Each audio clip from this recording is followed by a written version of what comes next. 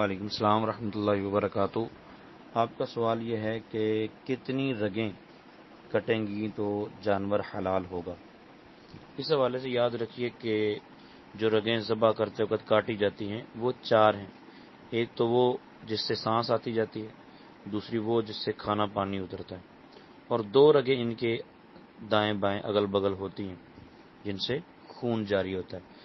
تو چار رگوں میں سے تین اگر کٹ گئی تو جانور حلال ہو جائے گا، کیونکہ اس طرح یوں سمجھو کہ چار میں سے اکثر کٹ گئی، تو اکثر کے لیے وہی حکم ہوتا ہے جو کل کے لیے ہوتا ہے۔